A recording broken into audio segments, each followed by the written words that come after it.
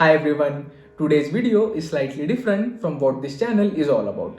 As much as I love watches, I have always been passionate about new tech. And after years of dreaming, I have finally manifested my lifelong goal of owning a Mac. Yes, it's here, the Mac Mini M4. An absolute beast of a machine that's surprisingly budget friendly for what it offers. I picked up this Mac Mini from the Apple Store in Mumbai, and to tell you, the experience was surreal.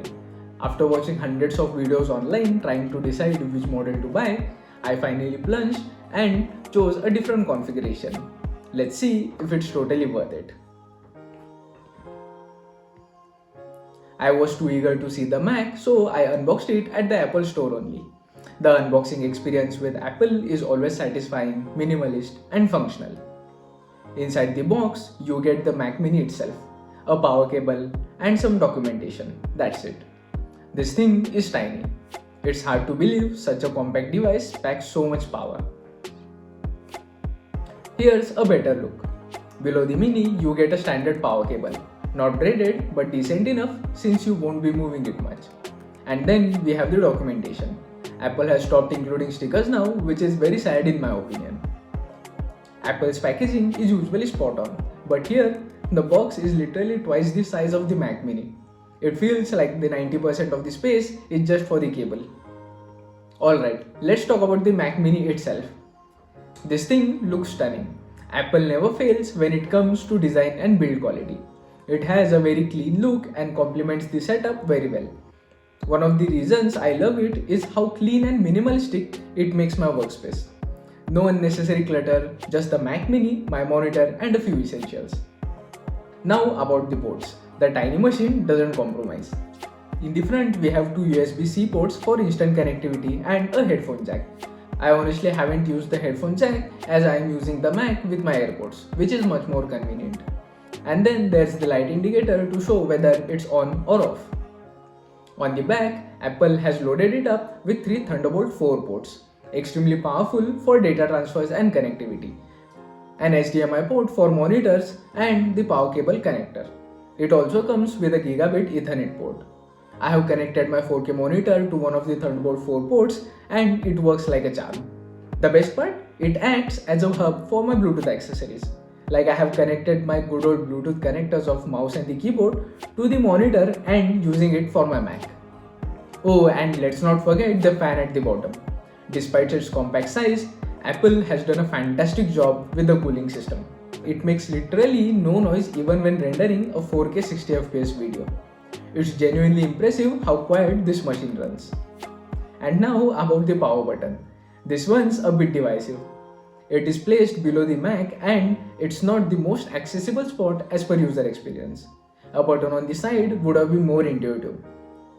Now let's dive into what really matters, the performance. The Mac Mini I have got here is the 24GB RAM and 512GB SSD variant, and it cost me 99,900 rupees by the Apple website. At this price, you are getting a machine that's borderline overpowered for most tasks. Why 24GB you ask?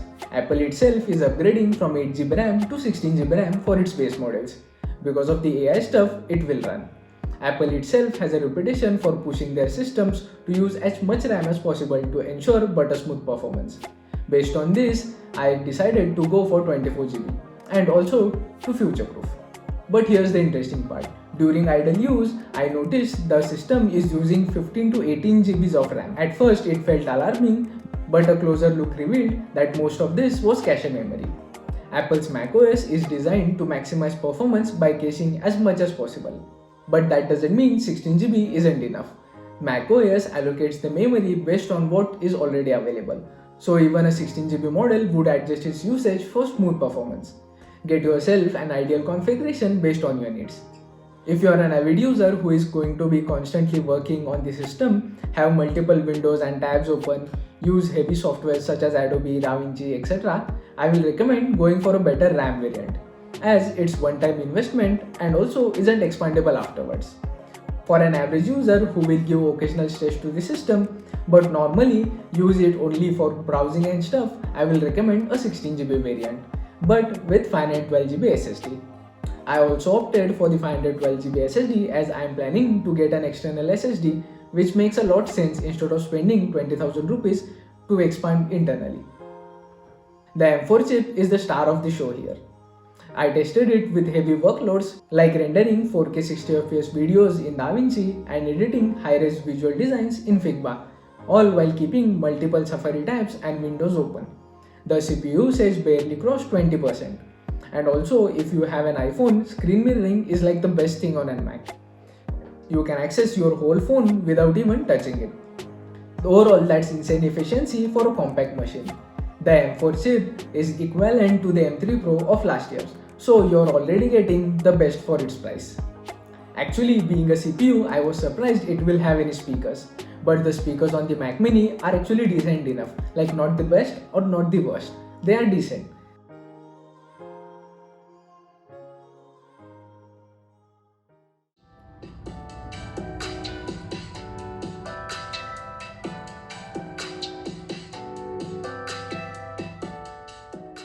The only complaint from me right now is that the Mac Mini doesn't come with a microphone. The microphone would have made this machine the absolute best. Let's talk about the display compatibility. I am using the Mac Mini with LG's UP850W something, and the Mac Mini handles it like a pro. The visuals are sharp, the colors are vibrant, and overall experience feels premium. Now here's the thing, by default macOS sets the resolution for 4K monitor to 1080 pixels. There's a lot of explanation behind it, and to tell you in short, Mac divides the resolution by 2 because it needs to fit in its weird PPI index. Like you can bump it up to native 4K, but everything on the screen becomes ridiculously small. The sweet spot I have found is scaling the resolution to 1440p. It's the perfect balance of crisp text, sharp images, and a usable interface. And about performance, even with the resolution set to 1440p, there's barely any impact. Most tests I have seen show a performance dip of 0.5% to 1%, which is like negligible. To sum it up, the Mac Mini may be small, but it's a giant when it comes to performance. For most users, 16GB RAM and 512GB SSD will be more than enough. But if you are a heavy user which is into multitasking and video editing and also wants to future-proof, I will definitely recommend a 24GB RAM. Its compact size, powerful performance, and seamless integration into the Apple's ecosystem make it a fantastic choice for both casual and professional users. That's it for today's video. If you enjoyed this review or have any questions about the Mac Mini, drop it in the comments below. Don't forget to like, share, and subscribe for more tech and watch related content. Thanks for watching, and I will see you in the next one.